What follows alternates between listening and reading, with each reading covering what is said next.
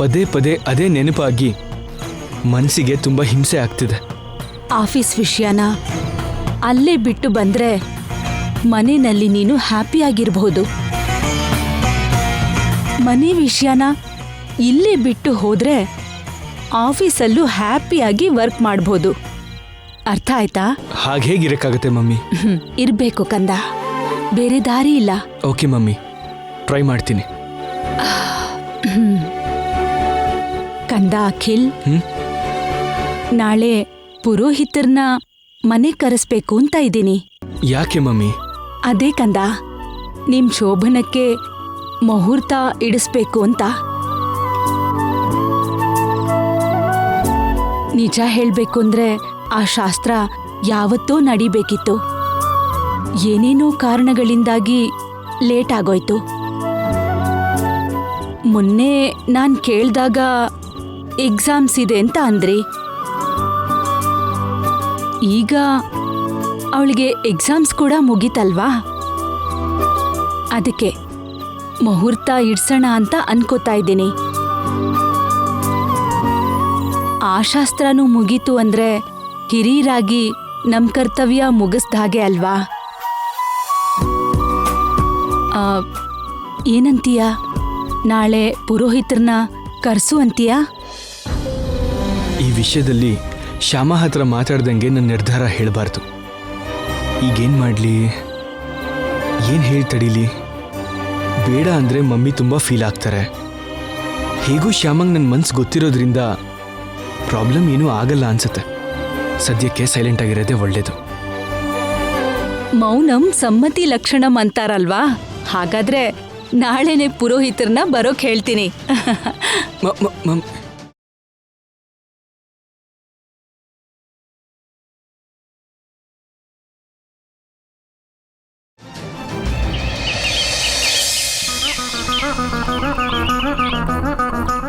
ನಮಸ್ಕಾರ ಪುರೋಹಿತ. ನಮಸ್ಕಾರ ನಮ್ಮ. ನೀವು ಬರೋದನ್ನೇ ಕಾಯ್ತಾ ಇದ್ದೆ, ಬನ್ನಿ. ಹಾ ಬನ್ನಿ.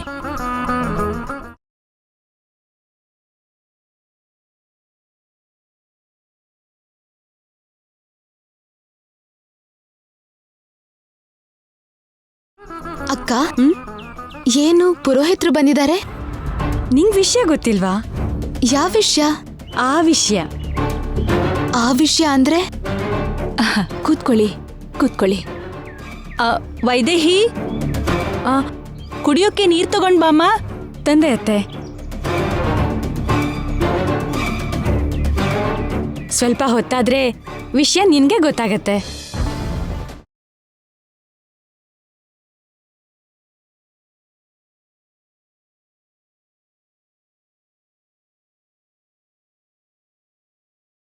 ಪುರೋಹಿತ್ರೆ,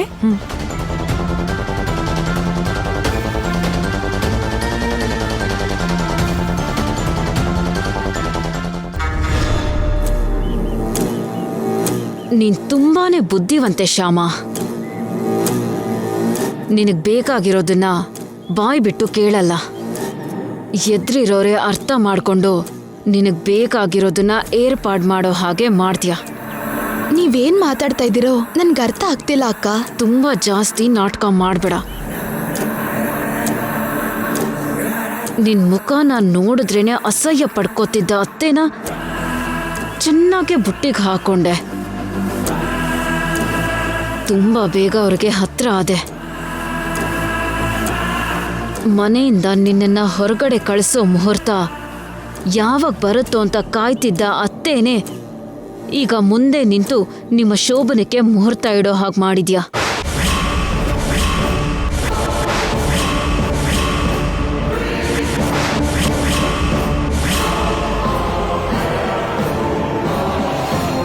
ನನ್ ಶೋಭನಕ್ಕೆ ಮುಹೂರ್ತ ಇಡಿಸ್ತಾ ಇದ್ದಾರಾ?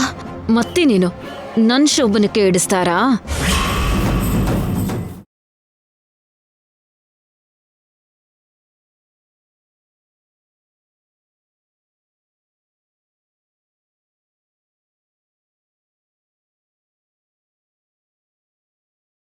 ಬಾ ಶ್ಯಾಮ, ಬಾ ಕೂತ್ಕೋ. ನಿಮ್ ಹತ್ರ ಸ್ವಲ್ಪ ಮಾತಾಡ್ಬೇಕು ಅತ್ತೆ. ಯಾವುದ್ರ ಬಗ್ಗೆ? ಅಂದ್ರೆ ಅದು ಮುಹೂರ್ತದ ವಿಷಯನಾ? ಅಂದ್ರೆ ಅದು ಅವ್ರ ಹತ್ರ ಅಖಿಲ್ ಹತ್ರ ಮಾತಾಡಿದ್ಮೇಲೆ ಪುರೋಹಿತರನ್ನ ಬರೋದಕ್ಕೆ ಹೇಳಿದ್ದು. ನೀನೇನ್ ಟೆನ್ಷನ್ ಮಾಡ್ಕೋಬೇಡ, ಸರಿನಾ? ನನ್ನ ಹಾಡಿನ ವಿಷಯ ಅಖಿಲ್ ಅವ್ರಿಗೆ ಗೊತ್ತಾಗೋ ತನಕ ಈ ಶಾಸ್ತ್ರ ನಡಿಬಾರ್ದು, ಹೇಳಬೇಕು. ಇವತ್ತೇ ಅಖಿಲ್ ಅವ್ರಿಗೆ ನಿಜ ಹೇಳ್ತೀನಿ. ನನ್ನ ತಪ್ಪು ಗೊತ್ತಾದ್ರೂ ಕೂಡ ಅಖಿಲ್ ಅವರು ನನ್ನ ಕ್ಷಮಿಸಿದ ಮೇಲೆ ನಾನು ಪೂರ್ತಿಯಾಗಿ ಅವ್ರಿಗೆ ಹೆಂಡತಿ ಆಗೋದು.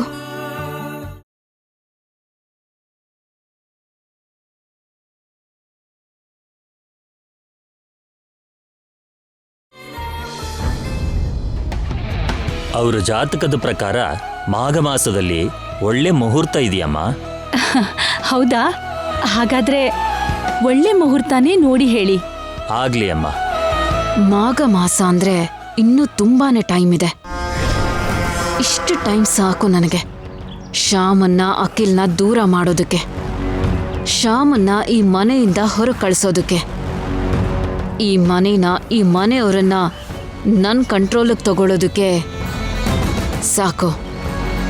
ಇಷ್ಟು ಟೈಮ್ ನಂಗೆ ಸಾಕು.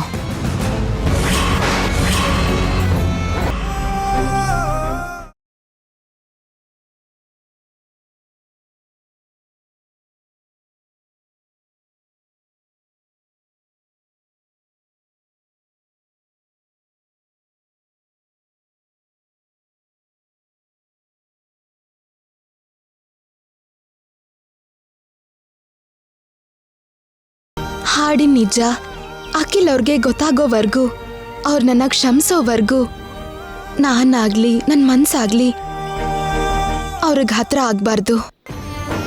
ಹಾಗ ಹತ್ರ ಆದ್ರೆ ನಾನು ಅಖಿಲ್ ಅವ್ರಿಗೆ ಮೋಸ ಮಾಡ್ದ ಹಾಗೆ ಆಗತ್ತೆ.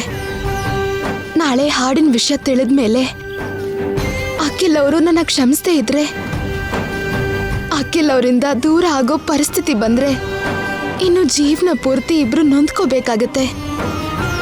ಅಂತ ಪರಿಸ್ಥಿತಿ ಬರಬಾರ್ದು.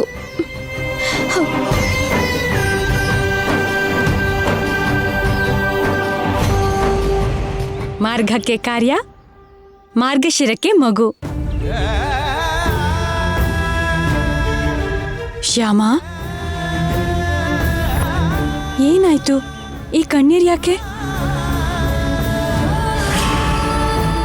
ಸಂತೋಷ ಪಡ್ಬೇಕಾದ ಸಮಯದಲ್ಲಿ ಈ ಥರ ಕಣ್ಣೀರ್ ಹಾಕ್ತಿದ್ಯಲ್ಲ. ವೈದೇಹಿ ಅಕ್ಕ ಕೇಳಿರೋದ್ರಿಂದ ಶ್ಯಾಮ ಖಂಡಿತ ವಿಷಯ ಏನು ಅಂತ ಹೇಳ್ತಾಳೆ. ಅದೇನೋ ಕೇಳಬೇಕು. ಏನಿಲ್ಲ ಅಕ್ಕ, ಏನೂ ಇಲ್ಲ. ಏನಿಲ್ಲ ಅಂದ್ರೆ ಏನರ್ಥ? ಅಲ್ಲಿ ಅತ್ತೆ ನಿಮ್ಮ ಕಾರ್ಯಕ್ಕೆ ಮುಹೂರ್ತ ಇಡಿಸ್ತಾ ಇದ್ರೆ ನೀನಿಲ್ಲಿ ಕಣ್ಣೀರ್ ಹಾಕ್ತಾ ಏನೂ ಇಲ್ಲ ಅಂತಿದ್ಯಲ್ಲ. ಏನೂ ಇಲ್ಲ ಅಂತ ನೀನು ಹೇಳಿದ್ರು ಕೂಡ ನಾನು ನಂಬೋದಿಲ್ಲ. ನಾನು ನಂಬಲ್ಲ. ನೀನು ನನ್ನ ಹತ್ರ ಏನೋ ಮುಚ್ಚಿಡ್ತಿದ್ಯಾ, ಯಾವುದೋ ವಿಷಯಕ್ಕೆ ಚಿಂತೆ ಮಾಡ್ತಾ ಇದೀಯಾ. ಅದೇನು ಅಂತ ನನ್ಗೆ ಹೇಳ್ಬಹುದಲ್ವಾ? ಹೇಳ್ತಾಳೆ, ಖಂಡಿತ ನಿನಗೆ ಹೇಳ್ತಾಳೆ. ಹೇಳು.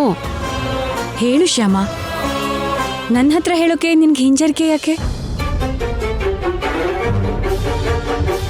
ಏನು ಯೋಚನೆ ಮಾಡ್ತಿದ್ಯಾ? ಹೇಳು. ಹೇಳ್ತೀನಿ ಅಕ್ಕ, ಖಂಡಿತ ಹೇಳ್ತೀನಿ. ನೀವ್ ನನಗೆ ವಾರ್ಗಿದ್ದೇನೆ ಆದ್ರೂ ಜೊತೆ ಹುಟ್ಟಿರೋ ಅಕ್ಕಗಿಂತ ಹೆಚ್ಚು ಪ್ರೀತಿಯಿಂದ ನನ್ನ ನೋಡ್ಕೋತೀರಾ. ನನಗೇನಾದ್ರೂ ನೋವಾಗಿದೆ ಅಂತ ಗೊತ್ತಾದ್ರೆ ನೀವು ನೊಂದ್ಕೋತೀರಾ. ಬಿಲ್ಡಪ್ ಸಾಕೆ, ವಿಷಯ ಏನ್ ಹೇಳು. ವಿಷಯ ಹೇಳಿ ಸಾಯಿ. ಹಾಗಿರುವಾಗ ನಿಮ್ಗೆ ವಿಷಯ ಹೇಳ್ದೆ ಹೇಗಿರ್ಲಿ ಅಕ್ಕ? ಈಗ ನಾನು ಕಣ್ಣೀರ್ ಹಾಕ್ತಿರೋದು ನೋವಿಂದ ಅಲ್ಲ ಅಕ್ಕ, ಸಂತೋಷಕ್ಕೆ. ಹೌದಕ್ಕ, ಆನಂದಕ್ಕೆ ಕಣ್ಣೀರ್ ಹಾಕ್ತಿರೋದು. ಅಂದ್ಕೊಳ್ದೇನೆ ಅಖಿಲ್ ಅವ್ರಿಗೂ ನನ್ಗೂ ಮದ್ವೆ ಆಯ್ತು. ಇಷ್ಟ ಇಲ್ದೇನೆ ನನ್ನ ಈ ಮನೆ ಸೊಸೆಯಾಗಿ ಕರ್ಕೊಂಡು ಬಂದ್ರು.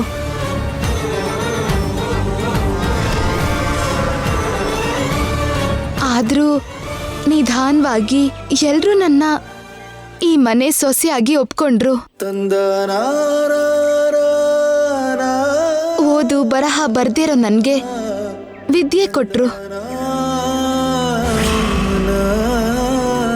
ಇಷ್ಟು ಒಳ್ಳೆ ಜನರಿರೋ ಈ ಮನೆಗೆ ಸೊಸೆ ಆಗಿದ್ದಕ್ಕೆ ನನಗ್ ತುಂಬಾ ಸಂತೋಷ ಆಗ್ತಿದ್ಯಕ್ಕ. ಆ ಸಂತೋಷದಿಂದನೇ ಹೀಗೆ. ಇವಳು ಯಾವುದೋ ಸತ್ಯ ಬಾಯ್ ಬಿಡ್ತಾಳೆ ಅನ್ಕೊಂಡ್ರೆ ಹೀಗೆ ಹರಿಕತೆ ಮಾಡ್ತಿದ್ದಾಳಲ್ಲ.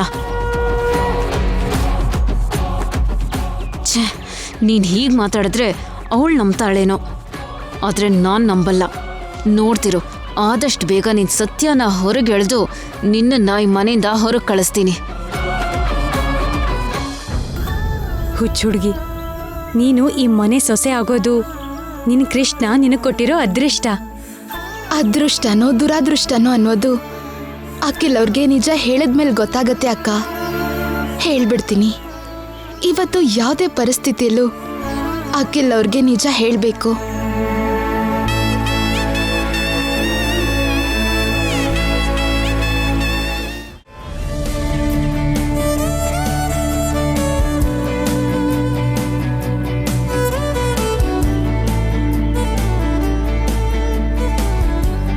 ಓಕೆ ಅಣ್ಣ, ಎಲ್ಲ ಪರ್ಫೆಕ್ಟ್ ಆಗಿದೆ. ಥ್ಯಾಂಕ್ಸ್ ಅಖಿಲ್.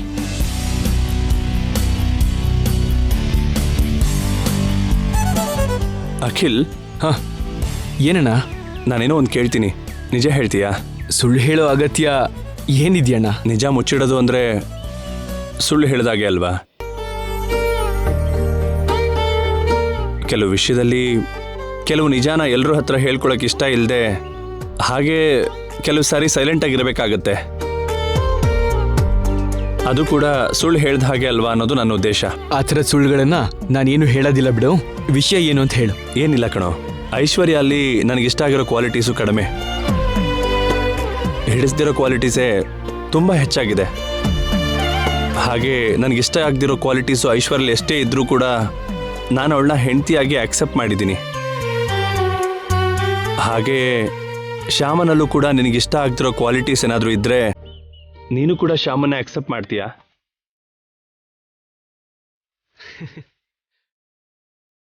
ಆದರೆ ಶ್ಯಾಮನಲ್ಲಿ ಅಂತ ಕ್ವಾಲಿಟೀಸ್ ಏನಿದೆ ಅಣ್ಣ? ಇದೆ ಅಂತ ನಾನು ಹೇಳ್ತಿಲ್ಲ, ಒಂದು ವೇಳೆ ಇದ್ರೆ ಏನು ಮಾಡ್ತೀಯಾ? May I come in?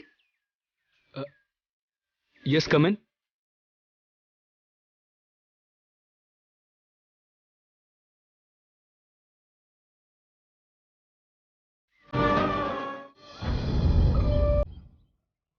Shyama, ನೀನು ನಿಮ್ಗೆ ಲಂಚ್ ತಗೊಂಡ್ ಬಂದಿದ್ದೀನಿ ರೀ. ನೀನ್ ಯಾಕೆ ಶ್ಯಾಮ ತರಕ್ ಹೋದೆ? ನಿನಗೆ ಮೊದಲೇ ತುಂಬಾ ಸುಸ್ತಿದೆ ಅಲ್ವಾ? ಪರವಾಗಿಲ್ಲ ರೀ, ಯಾಕೋ ಇವತ್ತು ನಿಮ್ಗೆ ಲಂಚ್ ತರಬೇಕು ಅಂತ ಅನ್ಸ್ತು, ಅದಕ್ಕೆ ತಗೊಂಡ್ ಬಂದೆ. ಅದಲ್ಲ ಶ್ಯಾಮ. ರೇ, ನಿನಗೋಸ್ಕರ ಅಷ್ಟು ಪ್ರೀತಿಯಿಂದ ಲಂಚ್ ತಗೊಂಡ್ ಬಂದ್ರೆ ಬಾಯಿ ಮುಚ್ಕೊಂಡು ತಿನ್ನೋದು ಬಿಟ್ಟು ಅದ್ರ ಬಗ್ಗೆ ಡಿಸ್ಕಷನ್ ಮಾಡ್ತಾ ಇದೆಯಲ್ಲೋ. ನೀವಿಬ್ರು ಇಲ್ಲೇ ಲಂಚ್ ಮಾಡಿಬಿಡಿ, ನಾವು ಪ್ಯಾಂಟ್ರಿಲಿ ಊಟ ಮಾಡ್ತೀವಿ.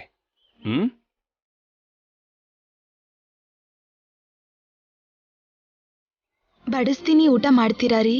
Okay, buds.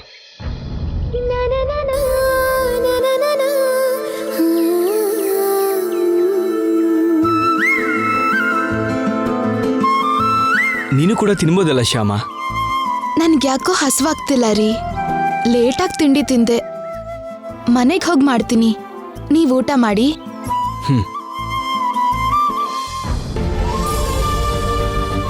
Daddy, lunch ಮಾಡೋಣವಾ?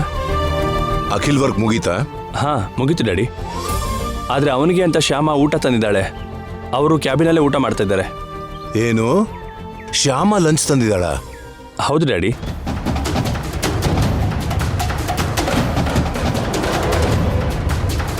ನನ್ನ ವರ್ಕ್ ಇನ್ನೂ ಪೂರ್ತಿ ಆಗಿಲ್ಲ, ನೀನು ಊಟ ಮಾಡ್ಕೊ, ನಾನು ಆಮೇಲೆ ಮಾಡ್ತೀನಿ. ಪರವಾಗಿಲ್ಲ ಡ್ಯಾಡಿ, ನಾನು ವೆಯ್ಟ್ ಮಾಡ್ತೀನಿ. ನಿಮ್ಮ ವರ್ಕ್ ಆದಮೇಲೆ ಇಬ್ಬರು ಸೇರಿ ಊಟ ಮಾಡೋಣ. ಸರಿ.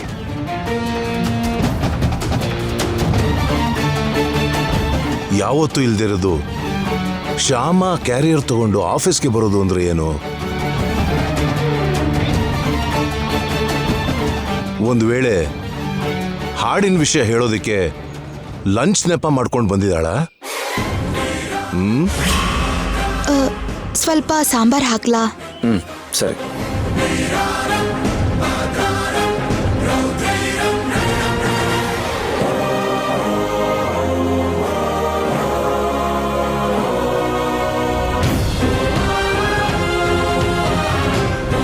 ಅಖಿಲ್ ಅವ್ರಿಗೆ ನನ್ನ ಹಾಡಿನ ಬಗ್ಗೆ ಎಲ್ಲ ನಿಜ ಹೇಳ್ಬಿಡ್ಬೇಕು.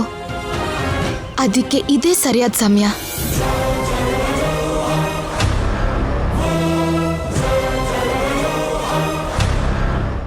ಏನಂದ್ರೆ ಏನ್ ಶ್ಯಾಮ? ನಿಮ್ಗೆ ಒಂದು ವಿಷಯ ಹೇಳ್ಬೇಕು. ಹೇಳು. ಅದು ತುಂಬಾ ಮುಖ್ಯವಾದ ವಿಷಯ.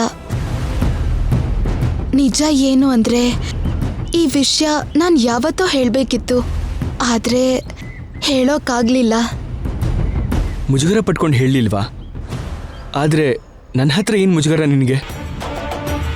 ಅದು ಹೇಳು ಶ್ಯಾಮ, ಏನು ಪರವಾಗಿಲ್ಲ. ಅದು ಹಾ ರೂಪರಾಣಿ ಹಾಡು.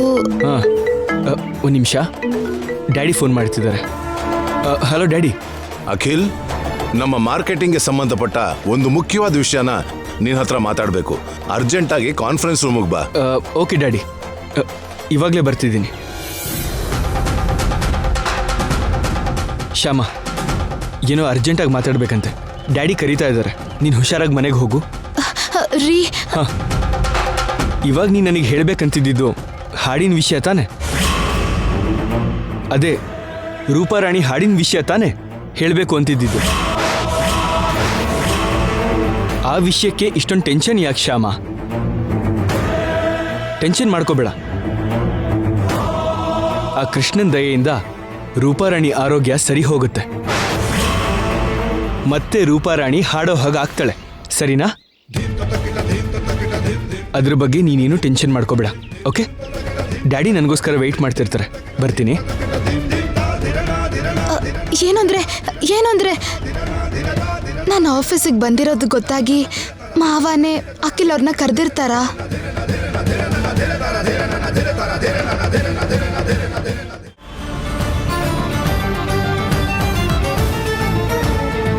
ಶ್ಯಾಮ ಆದಷ್ಟು ಬೇಗ ಅಖಿಲ್ಗೆ ನಿಜ ಹೇಳಬೇಕು ಅಂತ ನೋಡ್ತಿದ್ದಾಳೆ. ನಿಜ ಗೊತ್ತಾದ್ಮೇಲೆ ಅವನು ಹೇಗೆ ರಿಯಾಕ್ಟ್ ಆಗ್ತಾನೆ ಅನ್ನೋದು ಶ್ಯಾಮನ್ಗೆ ಅರ್ಥ ಆಗ್ತಾ ಇಲ್ಲ. ಅಖಿಲ್ಗೆ ನಿಜ ಹೇಳಬೇಡ ಅಂತ ಶ್ಯಾಮನ್ಗೆ ದೃಢವಾಗಿ ಹೇಳಬೇಕು.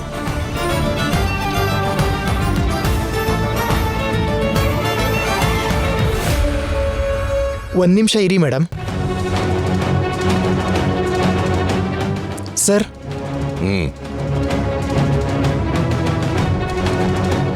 ಅಖಿಲ್ ಎಲ್ಲಿ? ಕಾನ್ಫರೆನ್ಸ್ ಹಾಲಲ್ಲಿದ್ದಾರೆ ಸರ್, ನಿಮಗೋಸ್ಕರ ವೆಯ್ಟ್ ಮಾಡ್ತಿದ್ದಾರೆ. ಓಕೆ, ಮತ್ತೆ ಶ್ಯಾಮ? ಹೊರಟ್ಬಿಟ್ರು ಸರ್, ಅವರು ಅವಾಗಲೇ ಮನೆಗೆ ಹೊರಟ್ಬಿಟ್ರು ಸರ್. Thank god. ಸರ್, ನಿಮ್ಮನ್ನು ನೋಡೋಕ್ಕಂತ ಗೌರಮ್ಮ ಅನ್ನೋರು ಬಂದಿದ್ದಾರೆ ಸರ್. ಗೌರಮ್ಮನ? ಹೌದು ಸರ್. ಅವ್ರ ಜೊತೆ ಒಬ್ರು ಹುಡುಗಿ ಕೂಡ ಬಂದಿದ್ದಾರೆ. ಇವ್ರು ಯಾಕೆ ಬಂದ್ರು? ಅವ್ರಿಗೆ ಅಷ್ಟೊಂದು ಬೈದ್ರು ಅವ್ರಿಗೆ ಬುದ್ಧಿ ಬಂದಿಲ್ವಾ? ಬರೋಕ್ ಹೇಳು. ಆಗಲಿ ಸರ್. ಒಂದು ನಿಮಿಷ ಹೇಳಿ ಸರ್. ಕಾನ್ಫರೆನ್ಸ್ ಹಾಲಲ್ಲಿರೋ ಅಖಿಲ್ಗೆ ಈ ಫೈಲನ್ನು ನೋಡ್ತಿರೋಕೆ ಹೇಳು. Okay sir. ಒಂದು 10 ನಿಮಿಷದಲ್ಲಿ ನಾನು ಬಂದ್ಬಿಡ್ತೀನಿ ಅಂತ ಹೇಳು. ಆಯಿತು ಸರ್. ಓಕೆ.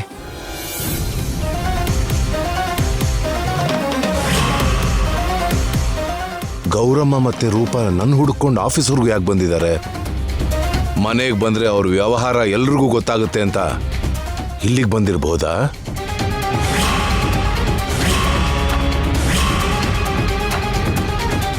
ಸಾರ್ ಬರಕ್ಕೆ ಹೇಳಿದ್ದಾರೆ, ಹೋಗಿ.